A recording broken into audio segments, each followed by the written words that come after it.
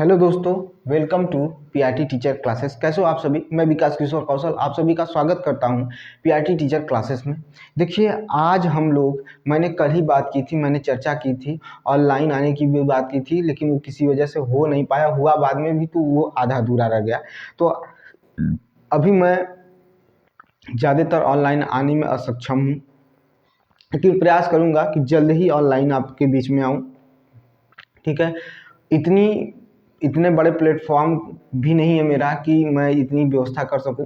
Simple सा mobile से बनाता हूं वीडियो और आप तक पहुंचाता हूं। ठीक है, मैं उस लायक हो जाऊंगा तो सारी व्यवस्था कर दूंगा, लेकिन अभी उस लायक नहीं हूं। आपसे एकदम खुल के बताता हूं, क्योंकि मैं समझता हूं कि जितने भी लोग जुड़े हैं 161 लोग मेरा परिवार है, उनसे अपनी बात कहने में ज़रा सा भी कष्ट या कहा जाता है कि हिचक नहीं होना चाहिए। ठीक है, क्योंकि आप नहीं समझोगे तो कौन समझेगा मुझे। क्योंकि मैं जब भी निराश होता हूँ, जब भी डिमोटिवेट होता हूँ, तो आपको भी मोटिवेट करता हूँ, खुद भी मोटिवेट होता हूँ। इस वजह से आपसे कहने मुझे शर्म नहीं आती है, मैं अपनी स्थिति परिस्थिति आप सबके सामने रख देता हूँ। सुनिएगा ध्यान से। मैंने कहा था कि बीपीएससी टीआरई 4.0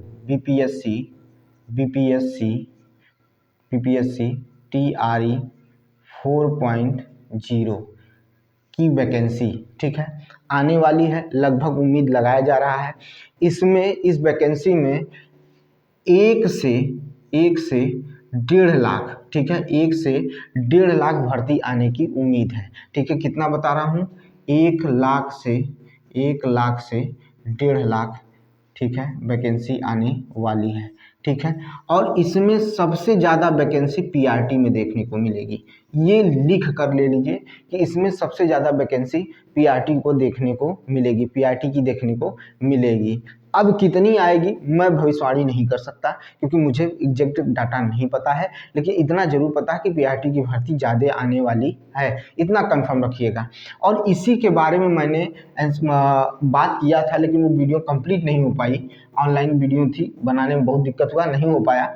लेकिन मैं इतना ज़रूर कहूँगा कि आपको मैं NCERT, ठीक है, NCERT SCERT, कहाँ की SCERT, तो बिहार की जो SCERT है वो, और जो NCERT है वो, इन दोनों में साइंस, अगर आप बात करें तो टोटल EVS में साइंस, ठीक है, साइंस, सोशल साइंस, ठीक है, सोशल साइंस, ठीक है, और इंक्लूड सारी चीज़, EVS भी हो जाएगा उसमें। हिस्ट्री में जो आपको पढ़ना है, ठीक है, मॉडर्न हिस्ट्री में जो पढ़ना है, ठीक है, यानी 1950 18 क्या कहते हैं, जो आपका ये जो मॉडर्न हिस्ट्री है उसके बारे में आपको क्या करना है, हमको पढ़ाना है, हम पढ़ाएंगे। ठीक है, ठीक है, जो विद्रोह हुआ था उसके बारे में पढ़ाना है, ठीक है, पूरा गांधीवाद के बारे में पढ़ाना है, सारी चीज़ें आपको बतानी, वो सारी चीज़ें मैं करूँगा, आपको सारी चीज़ें पढ़ाऊँगा। ठीक है, ठीक है, समझ में आया कि नहीं आया, ये सारी चीज़ें आपको पढ़ाना है मुझे, मैं पढ़ाऊँगा। लेकिन मैंने कहा था कि मैं शुरुआत करूँगा क्लास 6 के चैप्टर नंबर 1 से शुरू करूँगा, और क्लास 10 तक की NCERT साइंस की क्लास रोज प्रतिदिन, आपको याद कर लीजिए, प्रतिदिन। आज तो थोड़ा लेट हो गया, लेकिन 9 बजे आपको वो पूरा जो क्या कहते हैं वीडियो आपको NCERT SCERT का मिल जाएगा। इसमें मैं कह दिया कि क्लास 6 से शुरू करूँगा, क्लास 6, 7, 8, 9, 10 की साइंस की NCERT लाइन टू लाइन बताऊँगा। ठीक है, और साथ में उससे रिलेटेड क्वेश्चन, साथ में उससे मतलब एकदम बेसिक चीज़ों को मैं आपको पढ़ाकर आपका कंप्लीट करा दूंगा। एग्जाम से 20 दिन पहले तक मैं पूरा कंप्लीट करा के खाली हो जाऊंगा। उसके बाद हम लोग रिवाइज करेंगे, उस पर न्यूमेरिकल बनाएंगे, क्वेश्चन बनाएंगे, जो भी आएगा वो देखेंगे, प्रीवियस ईयर क्वेश्चन भी देखेंगे, सारी चीज़ें हम लोग इसमें देखेंगे। और कहते हैं कि अगर हम बात करते हैं, अगर इन सब चीज़ों को देखिए, तो अभी आपको लग रहा होगा कि समय बहुत है, नहीं, समय नहीं है। आप जब पढ़ना शुरू करेंगे तो वक्त कब बीत जाएगा पता नहीं चलेगा। 4 मतलब कहते हैं कि 3 टीआरई बीत चुका है, चौथा आ गया है। अगर आप अब मेहनत नहीं करेंगे, सिलेक्शन नहीं लेंगे, तो आपके लिए दिक्कत होगी। इतनी भर्ती किसी भी स्टेट में नहीं आ रही अभी। यूपी की तो कहने की बात नहीं है, यूपी से मैं भी हूँ, आप भी हैं, जान ही रहे, यूपी में कहीं कुछ नहीं हो रहा है। तो जहाँ मौका मिल रहा है वहाँ झंडा गाड़ दीजिए। लीजिए, क्योंकि अब मौका नहीं मिलने वाला। और मैंने कहा था जो जितने भी असफल छात्र हैं मेरे साथ जुड़े हैं, क्योंकि मैं उन सफल छात्रों के साथ आज नहीं हूँ, वो बन गए, अब उनके साथ दुनिया है, लेकिन असफल छात्रों के साथ दुनिया नहीं खड़ी है। मैं उनके साथ भाई की तरह समझिए, बड़े भाई की तरह समझिए, छोटे भाई की तरह समझिए, टीचर समझिए, फ्रेंड समझिए, जो समझना है समझिए, मैं आपके साथ खड़ा हूँ और तब तक खड़ा रहूँगा जब तक आप कामयाब नहीं हो जाते। जिस दिन आप कामयाब हो जाएंगे, जिस दिन आपका TRE 4.0 में हो जाएगा, मैं आपसे उस दिन से अलविदा हो जाऊँगा। लेकिन जब तक आप असफल हैं तब तक मैं आपके साथ हूँ। और उसी में 2 पंक्ति जोड़ना चाहता हूँ कि जीवन में बुराइयाँ तो हैं, जीवन में बुराइयाँ तो हैं, या जीवन में बुराई है, लेकिन पूरा जीवन बुरा है ये नहीं है। पूरा जीवन बुरा है, या कहा जाए कि पूरा जीवन ही खराब है, ऐसा कुछ नहीं है, ऐसा कुछ नहीं है। सब आपके हाथ में है, कुछ श्रेष्ठ करने का हाथ में है, आपके हाथ में है। जीवन एक अवसर की तरह है, ठीक है। जीवन क्या है? एक अवसर है। किस किस किस अवसर के लिए है? तो कुछ श्रेष्ठ करने के लिए है, कुछ श्रेष्ठ बनने के लिए है, ठीक है, और कुछ श्रेष्ठ पाने के लिए है, ठीक है। तो जीवन क्या है? एक अवसर है। और सुनिएगा ध्यान से कि अगर हमें एक अच्छे फूल की ज़रूरत है, अगर एक अच्छे महक की ज़रूरत है, एक अच्छे सुंदरता की ज़रूरत है, तो जीवन क्या है? फूल की तरह है। जीवन क्या है? फूल की तरह है। इसमें कांटे तो हैं, इसमें कांटे हैं। हमारे जीवन में बुराइयां क्या है? कांटों की तरह है। लेकिन अगर बात करें तो एक सौंदर्य का अद्भुत क्या है? नज़ारा भी है। सौंदर्य की भी कहीं कमी आपके जीवन में नहीं है। अगर मैं कांटों की बात करूं तो अगर आप एक नॉर्मल फूल देख लीजिए जिसमें कांटे नहीं होते हैं, वो उसमें ना तो महक देखने को मिलती है, ना तो सुंदरता देखने को मिलती है। लेकिन जब आप गुलाब के पेड़ के पास जाएंगे, पौधे के पास जाएंगे, वहां से अगर आपको फूल निकालना होगा तो कांटों से आपका हाथ कांटों के बीच से होकर गुजरेगा, तभी वो फूल मिलेगा। और कितना भी बचाने की कोशिश करिए, कोई न कोई कांटा आपको खरोच दे ही देता है। तो उसी तरह से जीवन में बहुत परेशानियां हैं, कुछ लोगों की वजह से होंगी, कुछ आपकी वजह से होंगी। आपकी लड़ाई स्वयं आपसे है, ठीक है। आप अपना मूल्यांकन किया करिए, दूसरों का मत किया करिए, ठीक है। तो कई चीजें हैं जीवन में, कांटों से होकर जीवन गुजरता है। कोई कुछ कह के चला जाएगा, कोई कुछ करके चला जाएगा। दुख तो है, लेकिन इसी दुख के बीच में सुख भी छिपा हुआ है। और जब मैं कहता हूं कि मंजिल का मजा तभी आता है जब आप कठिनाइयों से, समस्याओं से लड़ कर पाते हैं। जितनी कठिन तपस्या होगी उतना ही सुंदर फल होगा, उतना ही आपको आनंद देगा, ठीक है।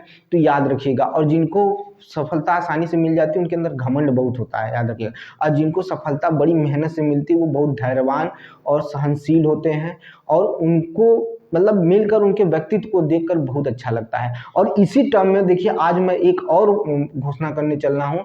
मैं ऐसे ऐसे टीचरों से आपसे मिलाने वाला हूँ जिन्होंने अपने जीवन में बहुत तपस्या की है, उनका इंटरव्यू लूंगा। क्योंकि IAS PCS का लोग सभी इंटरव्यू लेते हैं, बड़े बड़े पोस्ट पर बैठने वाले लोगों का इंटरव्यू होता है, लेकिन एक साधारण जो टीचर जो IAS PCS बनाने का नींव रखता है, उस अध्यापक के जीवन में क्या कष्ट आया, उस अध्यापक ने कैसे अपने जीवन को बनाया, कैसे वो अध्यापक बने, उसके बारे में नहीं पूछते हैं। तो मैं कुछ श्रेष्ठ ऐसे अध्यापकों से आपसे मिलाऊंगा, उनका इंटरव्यू करूंगा आपके सामने, उनसे पूछूंगा वो किस तरह से पढ़ाई किए, किस तरह से वो अपने जीवन में आगे बढ़े हैं, और क्या शिक्षा में बेहतर हो सकता है, उनके ओपिनियन भी लूंगा। तो जल्द ही एक नया चैनल चालू करने वाला हूँ, उस चैनल पर आप सभी से मुलाकात होगी, आप सभी जुड़िएगा। और उस पर मैं ऐसे ऐसे अध्यापकों को रखूंगा जो आपके जीवन में नए परिवर्तन के लिए सहायक बनेंगे। वो आपको ऐसी ऐसी चीज़ें बताएंगे जिससे आपका जीवन बेहतर हो सके, ठीक है। तो मेरे चैनल को ज़्यादा से ज़्यादा लोगों के बीच शेयर करिए, सब्सक्राइब करिए मेरे चैनल को, ठीक है। और आइए आज से शुरू करते हैं जो आपका पहला चैप्टर है क्लास 6 का, भोजन के घटक, ठीक है। क्लास 6 का पहला चैप्टर भोजन के घटक, और इसमें मैं बेसिक से बेसिक चीज़ें आपको पढ़ाऊंगा ताकि आपका पूरा कंप्लीट तैयारी हो, ठीक है। भोजन के घटक, ठीक है। भोजन के घटक, ये चैप्टर आपका शुरू करने चल रहा हूँ, भोजन के घटक, ठीक है। भोजन के घटक, ठीक है। देख लें एक बार, दिखाई दे रहा है कि नहीं? हाँ भाई, ठीक है, कट नहीं रहा है। भोजन के घटक, ठीक है। मैंने कहा आपसे कि मेरे पास जो सुविधाएं हैं वो लिमिटेड हैं, और बहुत ही कहते हैं ख़राब कंडीशन में है, फिर भी मैं उनसे जुगाड़ बना कर चला रहा हूँ और आपको बताता हूँ, ठीक है, आपको पढ़ाता हूँ, ठीक है। आइए शुरू करते हैं, भोजन के घटक के बारे में जानेंगे, फिर उसके बाद आगे चर्चा करते हुए चलेंगे, ठीक है। सुनिए ध्यान से, भोजन के घटक। भोजन के घटक का अर्थ ये होता है कि उसमें वो पोषक तत्व, उसमें वो पदार्थ जो हमारे शरीर का ग्रोथ कराता है, हमारे शरीर को मजबूत बनाता है, हमारे शरीर को ऊर्जा युक्त बनाता है, हमारे शरीर को किसी कार्य को करने के लिए क्षमता प्रदान करता है, यही भोजन के घटक में आते हैं। और ये निम्न प्रकार के होते हैं, जो भोजन के घटक होते हैं वो निम्न प्रकार के होते हैं। और ये जो भोजन के घटक होते हैं पोषक तत्व के रूप में जाने जाते हैं। किसके रूप में जाने जाते हैं? पोषक तत्वों के रूप में जाने जाते हैं। अब मुख्य पोषक तत्व, हमारे भोजन में जो मुख्य पोषक तत्व हैं सबके बारे में जानेंगे। तो भोजन के जो घटक में जो पोषक तत्व होते हैं, भोजन में जो पोषक तत्व होते हैं उसमें कार्बोहाइड्रेट आता है, प्रोटीन आता है, वसा आता है, विटामिन आता है, ठीक है, रुक्षांश आते हैं, जल भी क्या है, एक क्या है, भोजन के घटक की तरह या पोषक तत्व की तरह देखा जाता है। खनिज लवण भी क्या है, भोजन में पोषक तत्व के रूप में देखा जाता है, जो हमारे शरीर को ऊर्जा देते हैं, हमारे शरीर को मजबूती प्रदान करते हैं, हमारे शरीर को कार्य करने की क्षमता प्रदान करते हैं, ठीक है, और उसका हमारे शरीर की वृद्धि करते हैं, विकास करते हैं, ब्रेन को विकसित करते हैं। ये सारी चीज़ें भोजन के घटक के द्वारा या पोषक तत्वों के द्वारा पूरा होता है। तो भोजन के जो मुख्य, ठीक है, भोजन के जो मुख्य पोषक तत्व हैं, भोजन के मुख्य पोषक तत्व, भोजन के मुख्य पोषक तत्व, मुख्य पोषक तत्व क्या क्या है? तो पहला है कार्बोहाइड्रेट। क्या है भाई? कार्बोहाइड्रेट।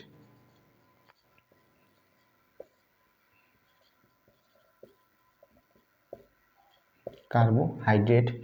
उसके बाद क्या है? प्रोटीन। क्या है? प्रोटीन। उसके बाद क्या है? वसा। क्या है? वसा है।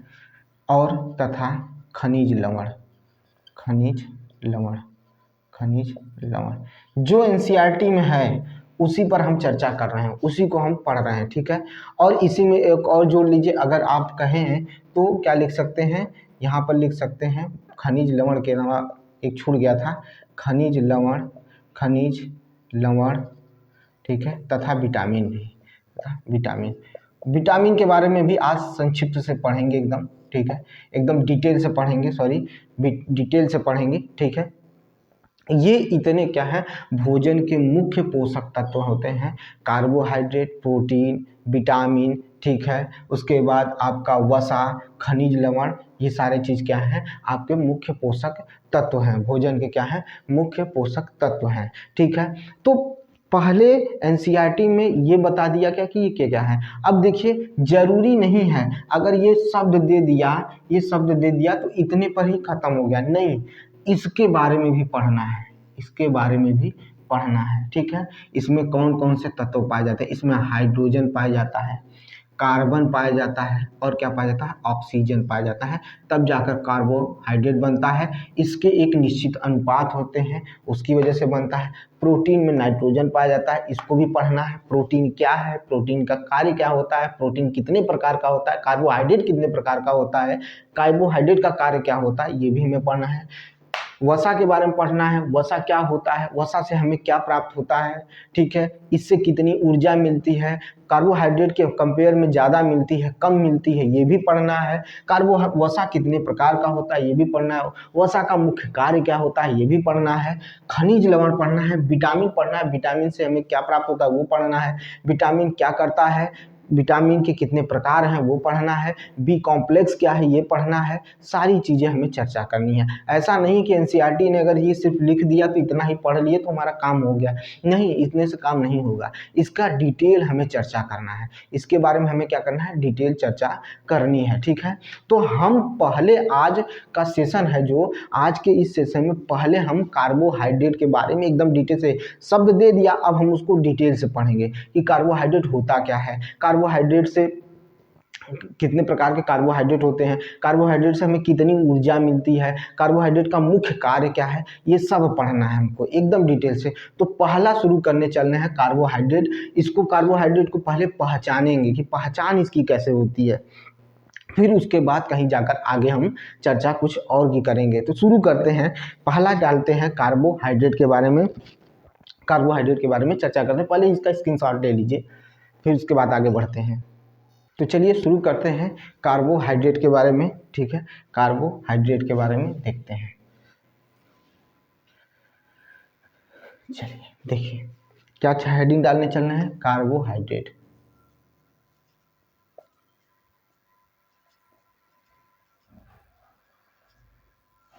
कार्बोहाइड्रेट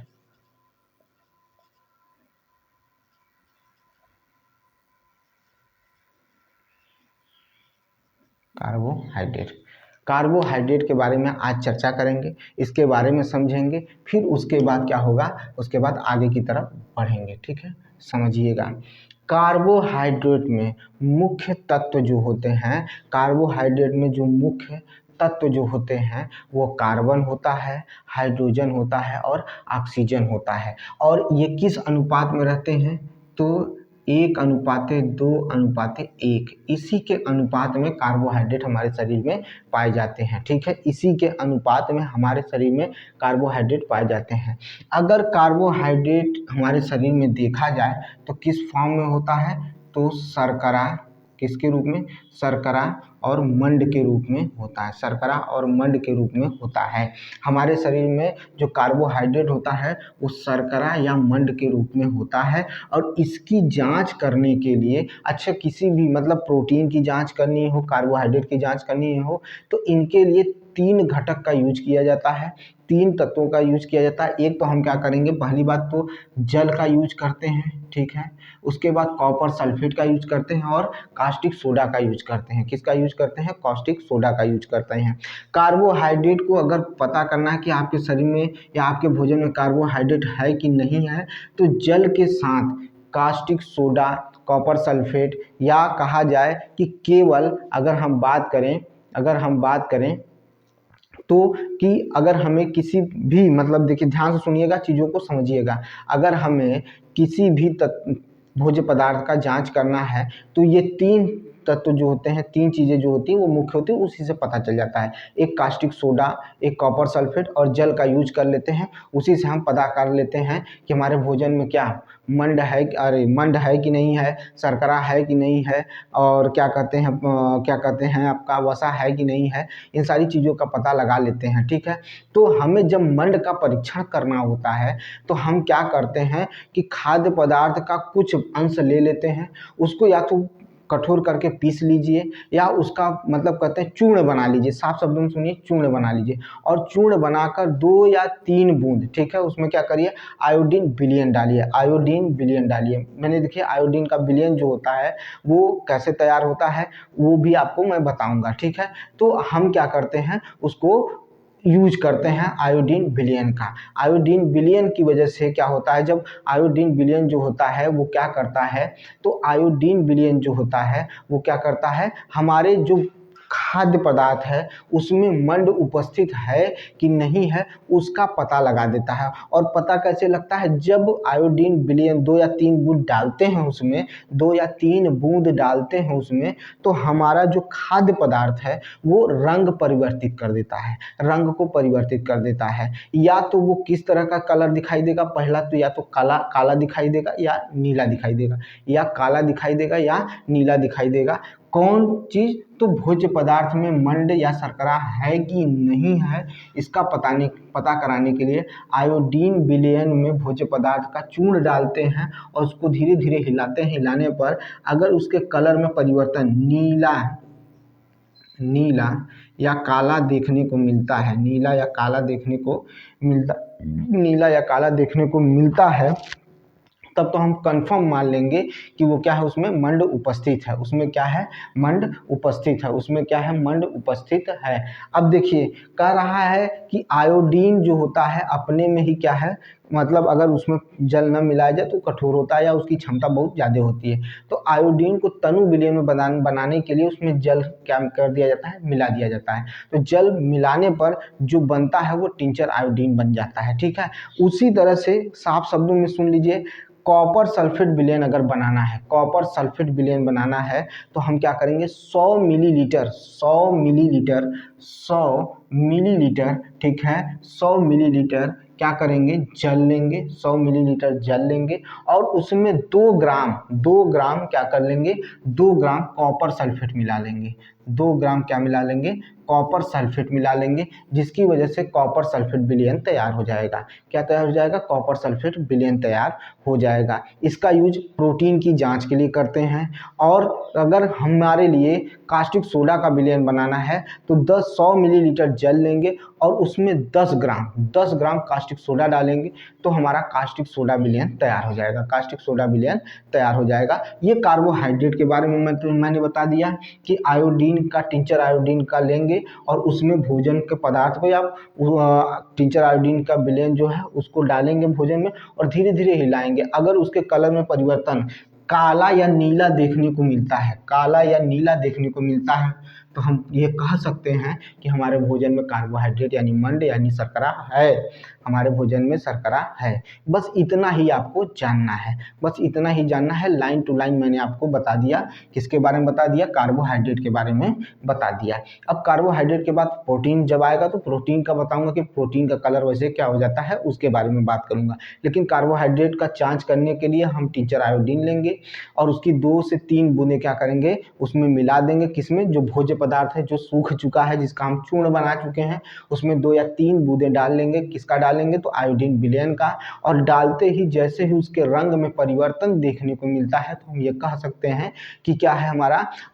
पदार्थ में शर्करा या मंड क्या है, भोज्य पदार्थ में शर्करा या मंड है। और वो शर्करा और मंड क्या है, नीला और काला रंग हमें दिखाता है, नीला या काला रंग क्या करता है, हमें दिखाता है टिंचर आयोडीन मिलाने की वजह से। टिंचर आयोडीन मिलाने की वजह से ऐसी प्रकृति देखने को मिलती है। अगर इसका स्क्रीनशॉट लेना चाहते तो ले लीजिए, बहुत खास तो नहीं है लेकिन इम्पॉर्टेंट तो है ही, इसको पढ़ना तो है ही हमें, इसमें कोई दो राय नहीं है। लेकिन चूंकि एनसीईआरटी के चैप्टर में लिखा हुआ है लाइन टू लाइन, इसलिए मैंने बता दिया। चलिए अब आगे चलते हैं, फिर से बात करते हैं कार्बोहाइड्रेट पे आ जाइए। कार्बोहाइड्रेट में 3 तत्व पाए जाते हैं, हाइड्रोजन, ऑक्सीजन और क्या पाया जाता है, हाइड्रोजन, ऑक्सीजन और क्या पाया जाता है, हाइड्रोजन, ऑक्सीजन और क्या पाया जाता है, कार्बन पाया जाता है। अनुपात क्या होता है, 1:2:3 होता है, 1:2:3 होता है, 1:2:3 होता, सॉरी क्या बोल रहा हूँ यार, 1:2:1 होता है। यही इसका क्या है, आपको देखने को मिलता है। C6H12O6, C6H12O6 आपको देखने को मिलता है। इसी अनुपात में मिलाने पर ही हमें कार्बोहाइड्रेट मिलेगा। चलिए ये हो गया, इसको मैं लिखवा दूंगा, अभी घबराइए मत, इसको मैं लिखवा दूंगा, ठीक है। अब ध्यान से सुनिए, ये बात हो गई। अब कह रहा है कि जो हमारे शरीर में कार्बोहाइड्रेट जाता है उसकी मात्रा भोज्य पदार्थ में ही 50 से 57% होता है। यानी शरीर को आवश्यक ऊर्जा कार्बोहाइड्रेट से कितना मिलता है, तो 50 से 57% मिलता है। 50 से 57% ऊर्जा, 50 से 57% ऊर्जा कार्बोहाइड्रेट से हमें मिल जाता है, ठीक है, कार्बोहाइड्रेट से हमें मिल जाता है, ठीक है। शरीर की ऊर्जा की जो आवश्यकता होती है, जो कार्बोहाइड्रेट हमारे शरीर को देता है, वो 50 से 57% की पूर्ति के द्वारा होता है।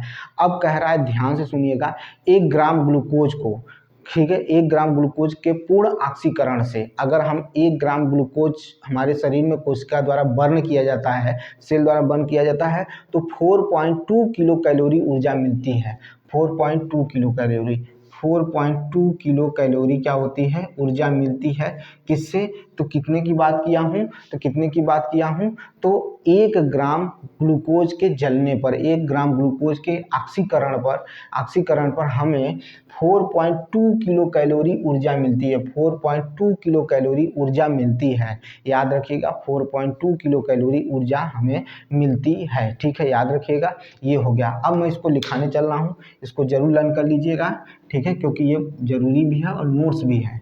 ठीक है, तो मैं क्या लिख रहा हूँ, ऑक्सीजन, हाइड्रोजन तथा कार्बन। ठीक है, ये मुख्य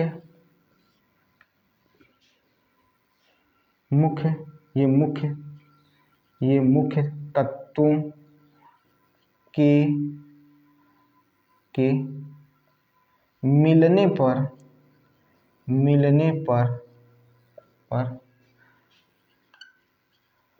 कार्बोहाइड्रेट का निर्माण होता है। इसका निश्चित अनुपात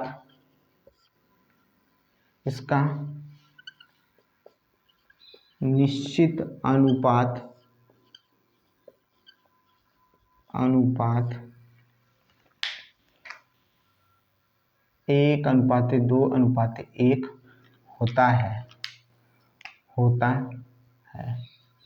होता है। 1:2:3 होता है।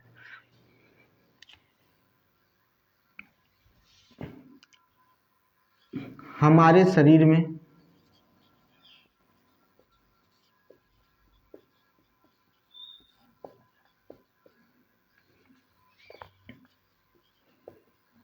कार्बोहाइड्रेट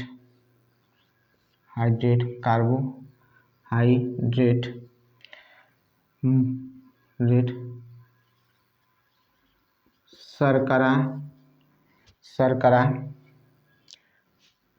या मंड के रूप में होता है। किसी भोज्य पदार्थ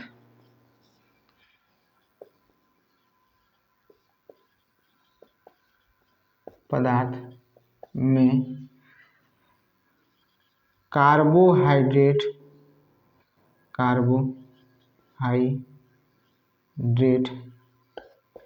की पहचान करने के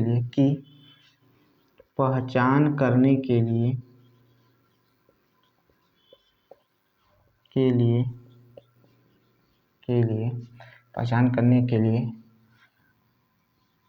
आयोडीन विलयन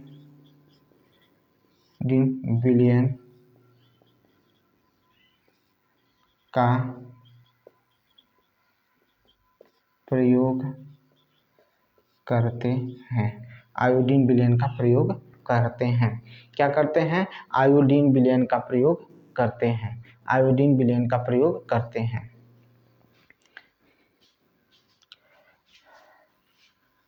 खाद्य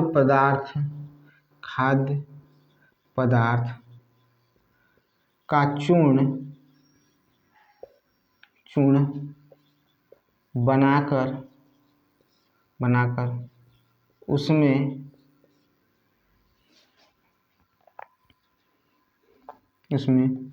2 या 3 बूंद आयोडीन विलयन डालने पर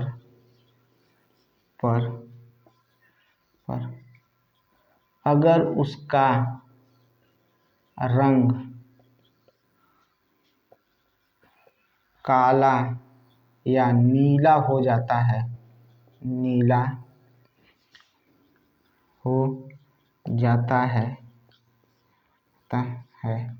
तो उसमें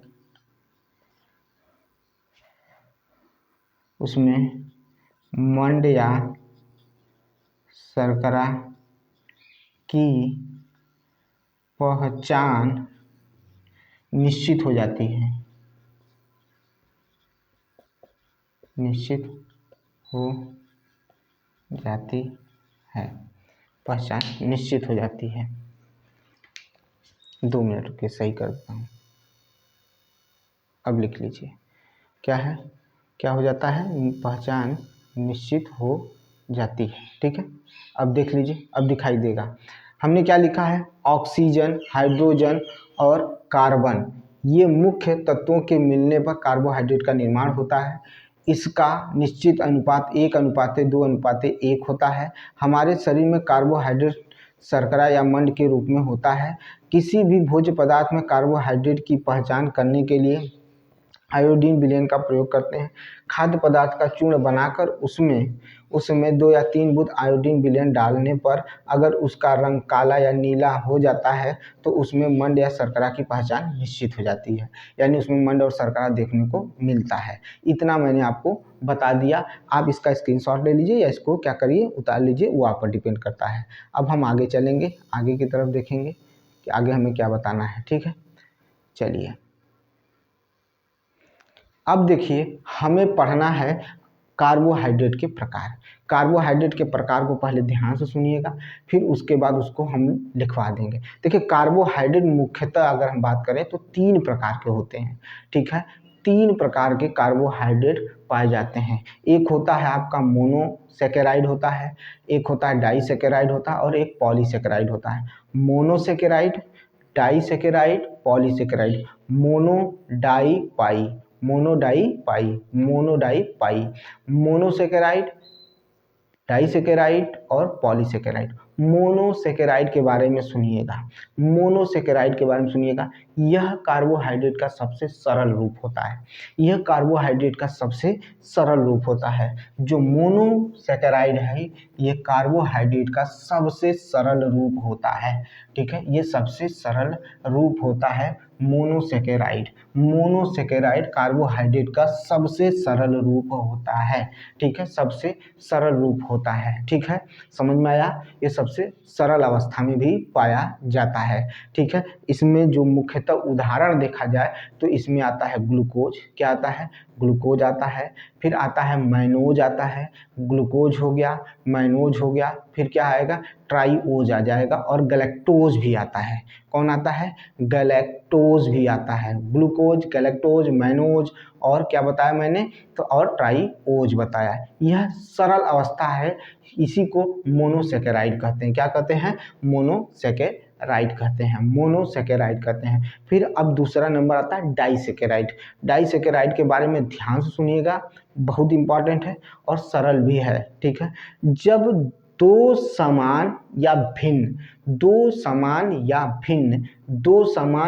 भिन्न मोनोसेकेराइड का मिश्रण करते हैं या मिलाते हैं तो डाइसेकेराइड बनता है। क्या बनता है, डाइसेकेराइड बनता है। इसमें उदाहरण आता है माल्टोज आता है, सुक्रोज आता है और कौन आता है, लैक्टोज आता है। माल्टोज, सुक्रोज और लैक्टोज आता है। माल्टोज, सुक्रोज और लैक्टोज आता है किसमें, डाइसेकेराइड में। फिर पॉलीसेकेराइड सुनिए, पॉलीसेकेराइड, मोनोसेकेराइड क्या, ठीक है, कई अणुओं के, ठीक है, मिलने से एक लंबी श्रृंखला बनती है। एक लंबी क्या बनती है, श्रृंखला बनती जो अघुलनशील होती है। क्या होती है, अघुलनशील होती है।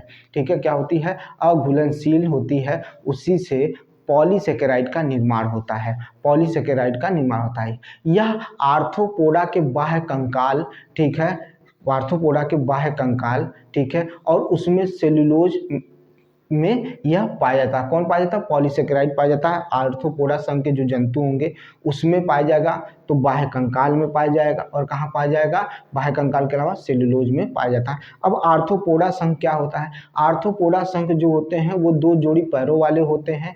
इसमें कीड़े मकोड़े आते हैं। ठीक है, ये क्या होता है, ये कंकाल का निर्माण करते हैं। ये आर्थ्रोपोडा संघ है।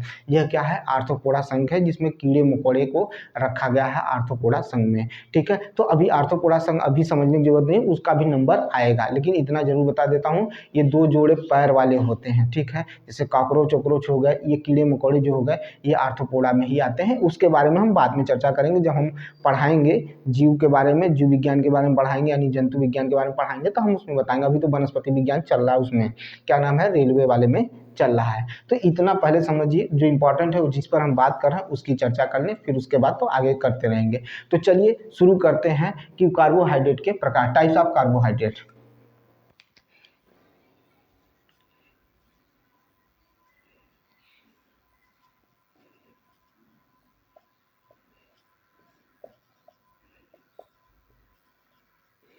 कार्बोहाइड्रेट के प्रकार हमने आपको 3 बताया है, पॉली मोनोसेकेराइड, मोनोसेकेराइड, डाइसेकेराइड और पॉलीसेकेराइड। तो पहले लिख लेते हैं। यह मुख्यतः 3 प्रकार के होते हैं, 3 प्रकार के होते हैं। यह मुख्यतः 3 प्रकार के होते हैं। यह मुख्यतः 3 प्रकार के होते हैं। यह मुख्यतः 3 प्रकार के होते हैं। ठीक है, 3 प्रकार के होते हैं। Monosaccharide, monosaccharide,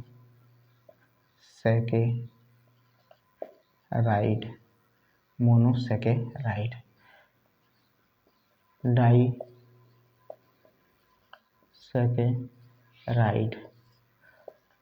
polysaccharide,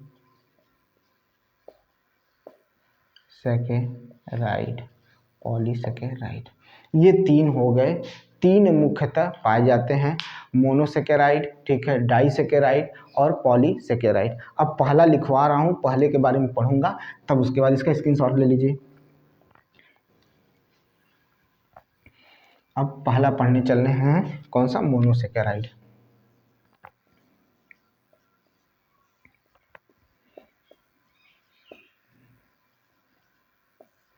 monosaccharide,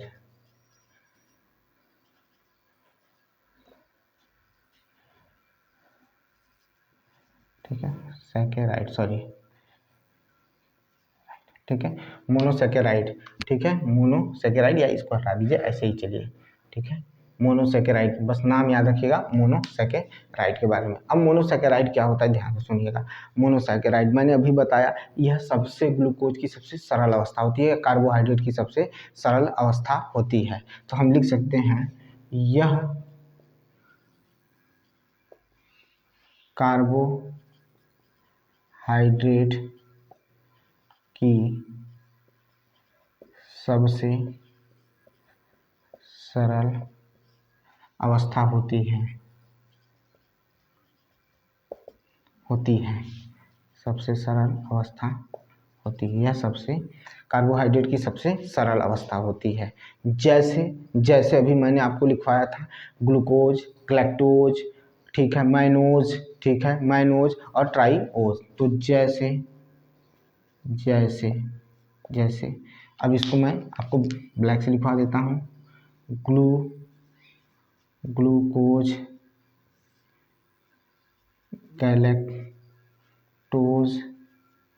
galactose क्या हो जाएगा आपका, गैलेक्टोज हो जाएगा, क्या हो जाएगा, गैलेक्टोज हो जाएगा, ठीक है, गैलेक्टोज हो जाएगा, ठीक है, गैलेक्टोज, ग्लूकोज, ठीक है, गैलेक्टोज, ग्लूकोज, गैलेक्टोज, माइनोज, क्या हो जाएगा, माइनोज, क्या हो जाएगा, माइनोज हो जाएगा, क्या हो जाएगा, माइनोज हो जाएगा। फिर क्या बताया था अभी, ट्राइओज, क्या बताया था, ट्राइओज बताया था, ट्राइओज, ठीक है, ट्राइओज। ये याद कर लीजिएगा कि ये किस तरह के आपके कार्बोहाइड्रेट हैं। तो मोनोसेकेराइड हैं, ग्लूकोज, गैलेक्टोज, माइनोज और ट्राइओज हो गया। यह मुख्यतः ये आपके हो गए। अब हमें पढ़ना है डाइसेकेराइड। क्या पढ़ना है, डाइसेकेराइड पढ़ना है। ये पहला था, अब ये दूसरा, डाइसेकेराइड,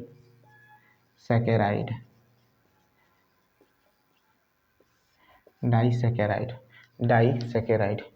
जब इसको मिटा देते हैं, इसकी ज़रूरत नहीं है।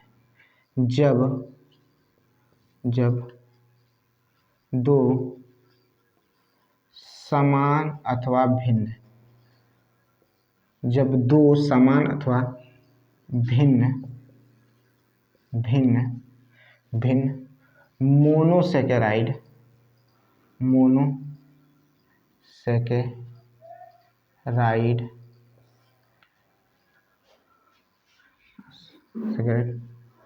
आपस में मिलते हैं तो डाइसेकेराइड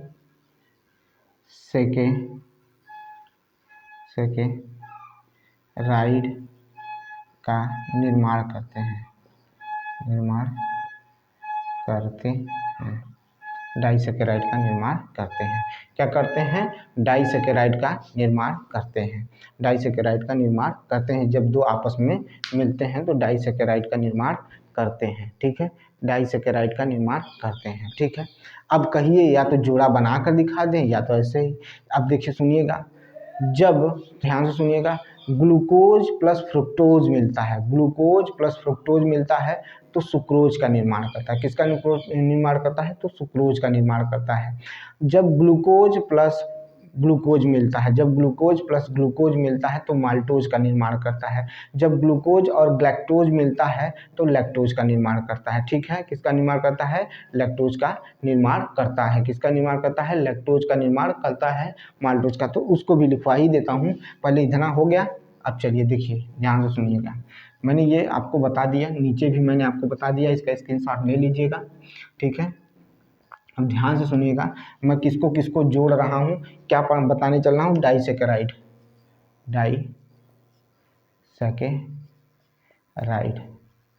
कोई भी चीज़ छोड़ना नहीं चाहता हूँ, इसलिए आपको बता रहा हूँ। डाइसेकेराइड में मैं एग्जाम्पल देने चल रहा हूँ, उदाहरण बताने चल रहा हूँ, उसकी बहुत ज़रूरत है, बताना बहुत ज़रूरत है। देखो, ग्लूकोज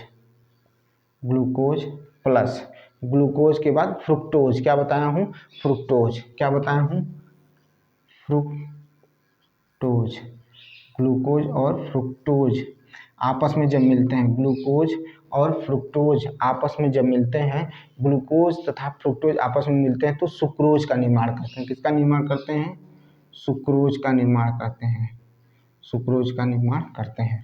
ग्लूकोज प्लस फ्रुक्टोज का निर्माण, फ्रुक्टोज जो आपस में मिलते हैं तो सुक्रोज का निर्माण करते हैं। सुक्रोज का निर्माण करते हैं। ये डाइसेकेराइड का उदाहरण बता रहा हूँ। ठीक है, ये डाइसेकेराइड का उदाहरण बता रहा हूँ। ठीक है, और ग्लूकोज प्लस ग्लूकोज मिलते हैं तो माल्टोज का निर्माण करते हैं। किसका निर्माण करते हैं? माल्टोज का।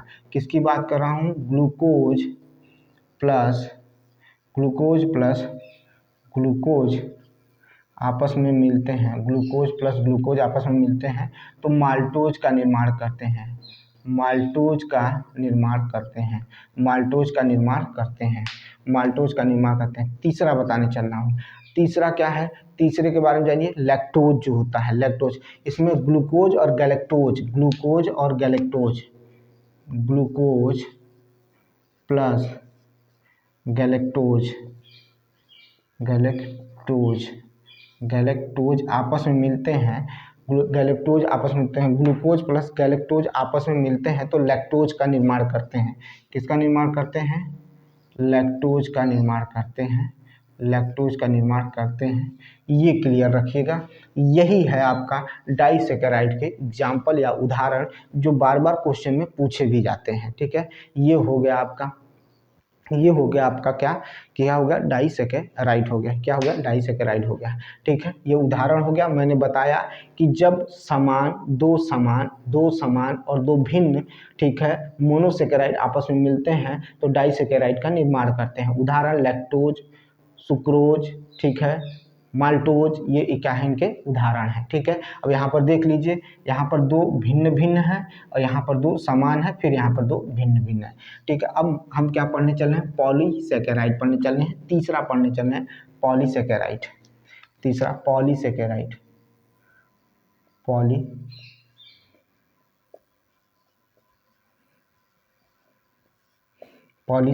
पढ़ने चल रहे हैं। पॉलीसेकेराइड पढ़ने चल रहे हैं। पॉलीसेकेराइड क्या होता है समझ जाइए।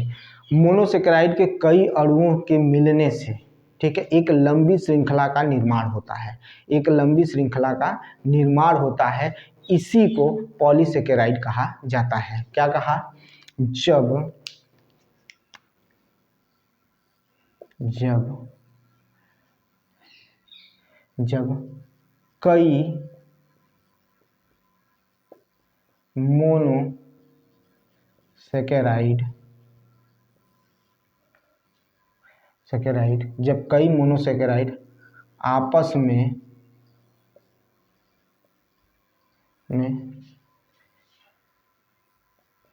मिलकर एक लंबी श्रृंखला का निर्माण करते हैं तो उसे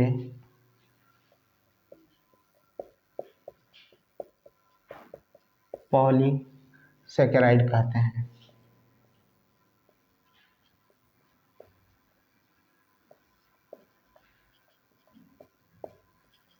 पॉलीसेकेराइड कहते हैं, तो उसे क्या कहते हैं? पॉलीसेकेराइड कहते हैं, पॉलीसेकेराइड कहते हैं। ठीक है, यह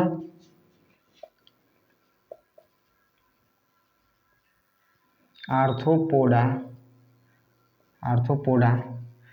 के बाह्य कंकाल आर्थ्रोपोडा के बाह्य कंकाल तथा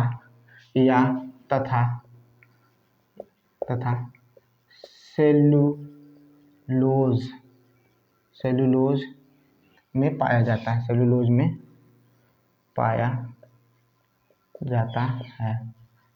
में पाया जाता है। यह आर्थ्रोपोडा के बाह्य कंकाल या सेलुलोज में पाया जाता है।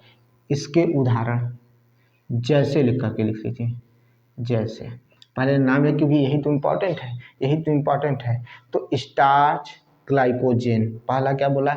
स्टार्च ग्लाइकोजेन, या इसी में एक होता है काइटिन। तो मैंने बताया स्टार्च ग्लाइकोजेन,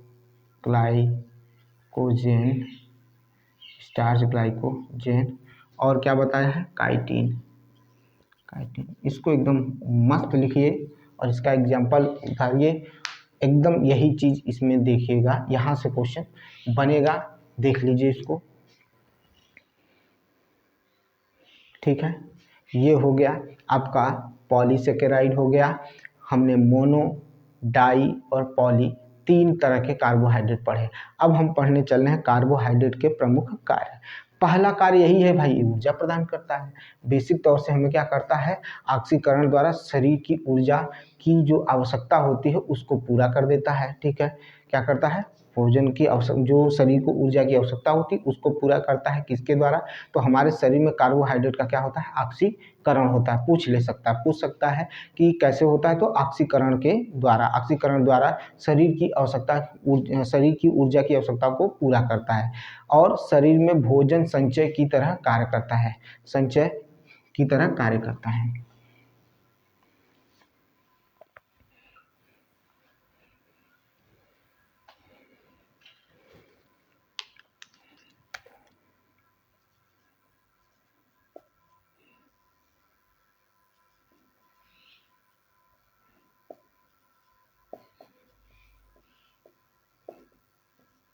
कार्बोहाइड्रेट का उपयोग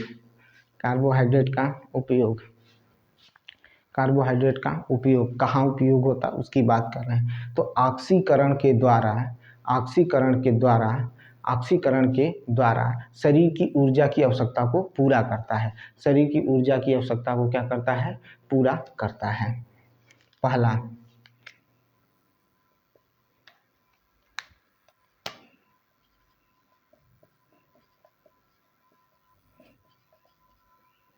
ऑक्सीकरण के द्वारा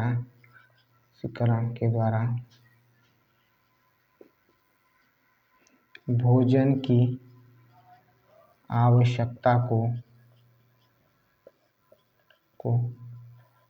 पूरा करता है, भोजन की आवश्यकता को पूरा करता है।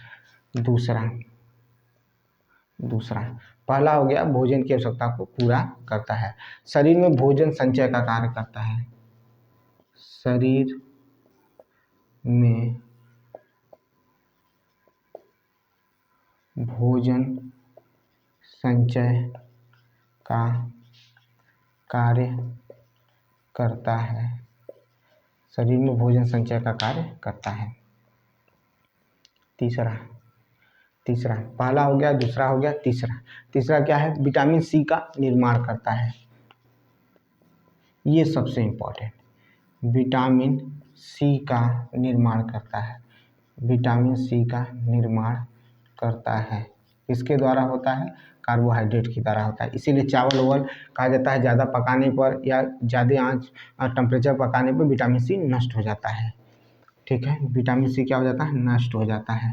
चौथा क्या है? न्यूक्लिक अम्लों का निर्माण करता है।